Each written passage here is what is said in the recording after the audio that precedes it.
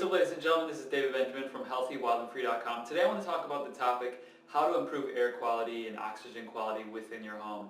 This is something that I've spent a few years personally sort of home hacking, if you will, or improving the quality of oxygen in my home. And I've done so on multiple different levels. So this video that I'm recording today is the first video in a three-part video series talking about the health benefits of oxygen and how to better enhance your environment in your home, and then the second video is going to talk about how to use nutrition to enhance oxygen within your body, and then I'm going to talk about exercises to improve oxygen uptake and VO2 max, and then I'm also going to share the health benefits of oxygen. So maybe 3 or 4 videos, but in this video today I'm going to specifically focus on improving oxygen and air quality within your home. So first things first, the EPA, which is the Environmental Protection Agency, has stated that air quality inside is 3 to 5 times more polluted and toxic than outdoor air. So what does that mean? It means that when you're outside or when your windows are open, you're breathing air that is 3 to 5 times healthier and fresher and more pure. The reason being is because in your home you have a lot of different things that contribute to toxic polluted air. So for example, in your home right now you may have carpet or wood floors, you definitely have paint, you have couches, you have mattresses.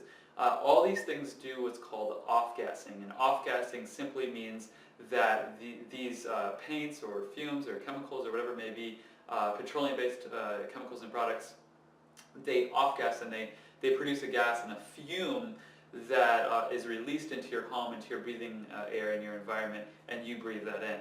So that is one of the contributing factors of toxic indoor polluted air, is the off-gassing. You also have dust mites, allergens, pollutants. If you use different types of chemicals or cleaners, detergents, things like that, that is being released in the air as well. So there's a lot of things at play here that really contribute to the lower quality oxygen, the lower quality air that you really don't want to breathe. So first things first, one of the most important and most valuable things that you can do is very simple. It's just to simply open your windows. And a really important tip on that is to not just open one window, but to open multiple windows in your home so that you have a nice cross breeze flowing through your home. So maybe the wind is flowing from north to south or east to west. And if you have windows on both sides of your home in those directions, open both of those windows so that a breeze not only comes into your home, but flows out of your home. So it's a constant, never-ending source of fresh oxygen, fresh air coming from the outside, coming from plants.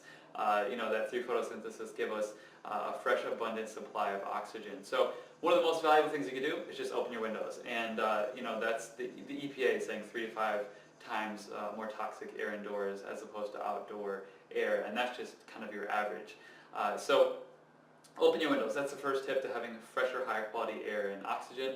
And if you live in the north like I do, I live in Michigan currently, you really can't do that in the wintertime, but what you can do, this is actually what my mom used to do with us growing up, and I don't know if it's I think it's from her family, and it's kind of passed down from generations, but she would actually open all the windows and the slider doors and the doors and everything, just once or twice a winter, once a month in the wintertime, just to completely air out the house. It'd be freezing for 30 minutes an hour, but she would just do that to refresh kind of the entire home, get all the stagnant air out, and that's just something, it's a good kind of winter reset to do once a month or so within the winter time, just to get that fresh air. So that's the first tip. The second tip is to utilize plants and flowers in your home.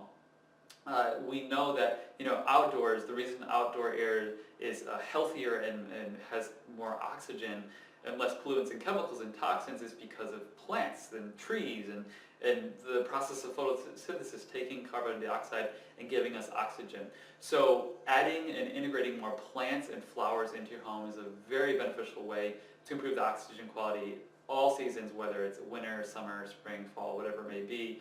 And that's a high quality, cheap and effective way to do that. Not only that, but plants add a lot of life and vitality and kind of energy in your home, and really just bring more health to your home. Seeing green actually improves your health and well-being, and there's a whole story about that I won't get into now, but seeing green plants actually improves your health. So there's that aspect of it, but also you're just going to breathe higher quality oxygen because those plants are producing that in your home. So just in my home I have plants near my windows, and then that oxygen, obviously they get sunlight and they grow, and that oxygen is being produced in my home. And there's actually a list that I created on healthywellandfree.com that includes specific plants and flowers that are specifically beneficial for filtering toxins and pollutants in your home.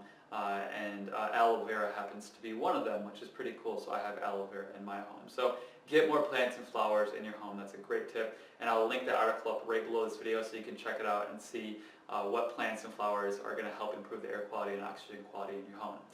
The third tip is to utilize a fan. So it's very simple. The best fan really is a ceiling fan. Because it's just going to keep the air circulating in the entire room, and it's not just going to be like in a corner of the room or pushing air from one corner to the other. Ceiling fans are great because they circulate air in the entire room, and it's kind of creating a vortex of air purification. And by doing that, it's just going to keep the air moving and pure and fresh. One of the things to keep in mind with both oxygen and water both, which are two of the most vital nutrients for health, vitality, and well-being, is that stagnancy with both of them reduces the quality of them. So stagnant air and stagnant water is going to reduce the quality. And a prime example of that is look at a pond or a swamp or something where it has stagnant water. You'll often see bacteria or fungus or parasites or any type of basically essentially harmful microorganisms that would influence your body in a negative way grow within that water when that water is still and stagnant. But if that water is moving, on the other hand, for example, spring water, which is really the healthiest source of water, it's springing up. Or water in a river, any area where water is moving, or ocean water where it's constantly moving with the waves, that water is healthier and it's full of more life and vitality. Same with oxygen. I'm sure you've been in a room before where there's no airflow, there's no movement, and you just feel stuffy and you feel like you can't breathe and you're mentally kind of congested from that. So moving oxygen and moving water are vital components of health and well-being. But with that being said, getting back to the story, so with a ceiling fan is great, or just a regular fan, either or. But a fan is great to just kind of keep the airflow moving and keep the oxygen fresh, and just keep it moving. If the oxygen is moving, it's going to help you breathe better, and it's going to give your body more available oxygen, and not keeping things stagnant. And one quick note, a quick tip on that, is that a ceiling fan moving clockwise actually pulls cool air up and pushes hot air down, but counterclockwise does the opposite. So you want your ceiling fan to be moving in the correct direction based on the season. So if it's a hot season, you're going to want to have your ceiling fan go counterclockwise. If it's winter outside, you want your ceiling fan to go clockwise because it's going to keep the hot air down, and it's going to utilize temperature sort of stabilization to help benefit your heating and or cooling bill, your air or heating bill in the summer or winter time, depending on the season. So keep that in mind. The article below, I'll link it up. It shares all this in detail. It's one of the longest, most in-depth articles I've ever done. It's almost 3,000 words, and it's going to contain a lot of really great information on oxygenating, improving the oxygen and air environment in your home, as well as the nutritional environment in your body, and exercises that support better oxygen uptake within the body as well. So utilize a fan, that's going to help out as well. And then the last tip is just to get an air purifier. So I actually have, it's called a Dyson Hot Plus Cool HEPA filter. So a HEPA filter is high articulate particular activator. It's some string of words that HEPA stands for, but basically it filters down to a very small filtration size, so like a small kind of micron particle size.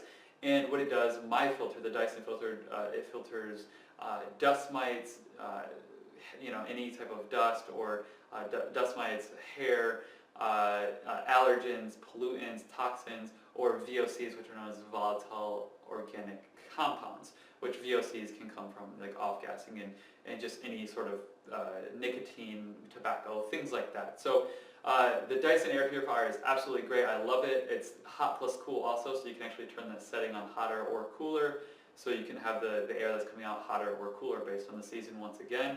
I have that in my bedroom, so it improves the air quality when I sleep. That will be linked up in the article below as well.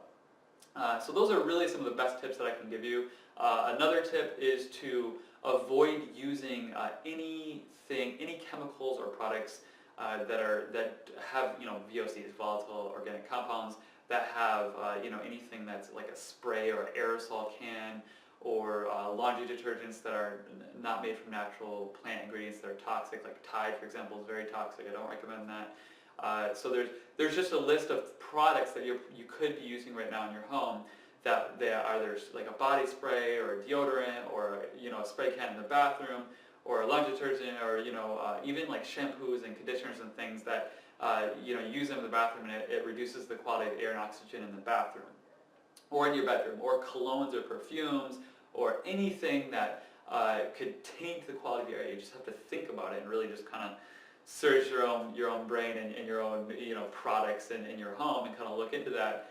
That's going to reduce the air quality. So it's simply a process of upgrading your products to higher quality plant-based products that are preferably organic, or at least plant-based, that can do the same job. So for example, when it comes to cleaning, you can just get back to the basics: vinegar, baking soda, hydrogen peroxide.